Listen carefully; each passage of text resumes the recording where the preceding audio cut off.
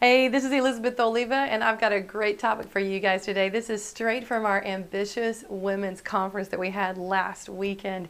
And Amy Applebaum, our success coach, went over some of these points and these tips that I'm going to give you. This is about being a leader in your business, and really it's about being the leader, the only leader in your business. So stay tuned.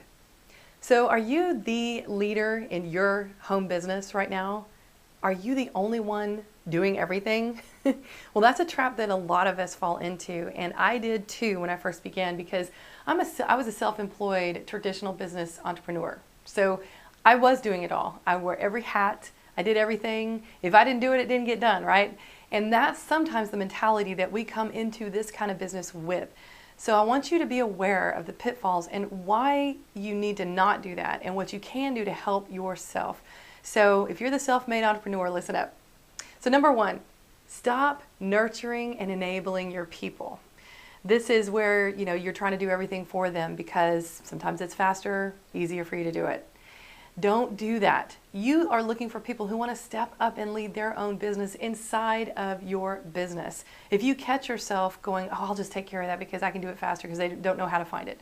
If you find that happening, stop. Because when you get a big team, you're not going to be able to do that with everyone. You cannot do all their work for them, all right? So stop nurturing and enabling. Teach them how to fish. Don't just feed them a fish. Here's an example of how this might sound or play out in your business. You may have people, new or some that aren't new, that may call you and say, how do I do blah, blah, blah?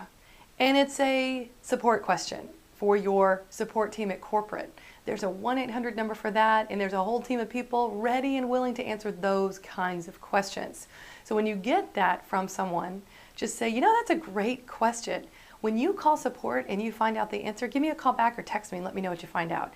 You're teaching them how to find the answer. If they say, oh, where do I find the whatever on the website? Have them call support. If you do anything, get on the phone and point them to the right place on the website. Help them find it themselves. Don't do it for them, okay? So number two, if you have fallen in this trap and you have a bunch of people that you are doing this for and you've now turned into an adult daycare, it's a very stressful situation, isn't it? I've been there. I've done that. So you've got to cut the ties. You've got to cut the cord.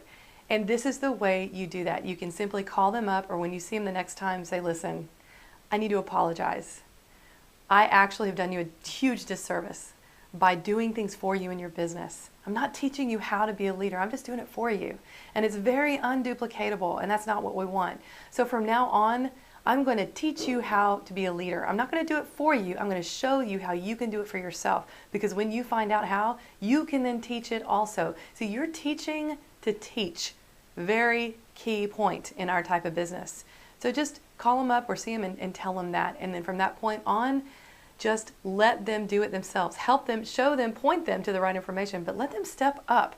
In that struggle of figuring it out, they're going to learn how to be a leader. They've got to do that or they have no future in this business.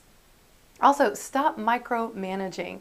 You can't be there all the time. You can't monitor everything. This is their business. If you find yourself looking in the back office all the time and you're just staring at the numbers, you're not doing what you're supposed to be doing, which is talking to more people yourself, all right? Stop micromanaging their business or yours. Get out there and talk to more people and recruit. Number three, stop hatching your reps or your distributors.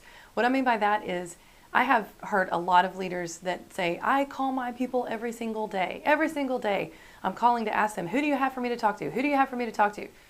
Listen, that is a job. If you are constantly talking to other people's people and they're not doing it themselves, then you are doing their job. You're not doing your job.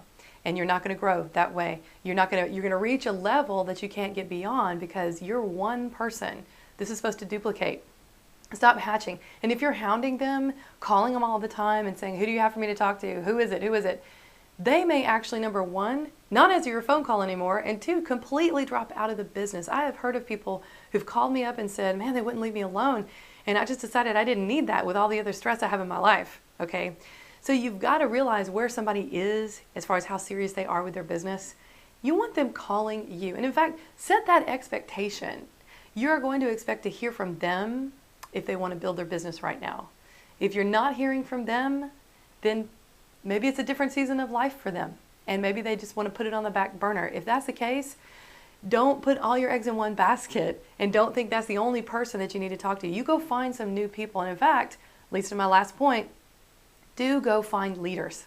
Go find those people who are already leaders in what they're doing currently. Maybe they own a business. Maybe they run a nonprofit.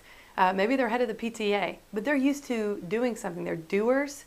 They're action takers. Don't let them intimidate you, because sometimes they do, especially when you're new. Don't let them intimidate you. Give them compliments and let them know you would like to share something with them, just even to get their opinion. You want to get it in front of them because you never know, number one, if it could be for them or who they know. But they're already a leader in what they're doing right now. And if they are already a leader in what they're doing, they're more apt to pick up the ball and run with it with or without you. And that's exactly what you want in our kind of business. So make sure you're not nurturing and enabling, you're not micromanaging, and you're not trying to hatch those reps and distributors, because they won't hatch. They're not an egg. They're a person. So if you got any value from this post, I sure would appreciate hearing from you. Give me a comment right here on the blog. And if you're not part of my community, go ahead and give me your name and your email on the front there and grab that webinar by Todd Falcone, top leader in our industry. He's a legend. He's got some great tips for you. And you'll be able to get all of these tips and strategies every single week from me straight to your email. So I really appreciate all of you guys. Thank you for being a part of my community, and I will talk to you soon.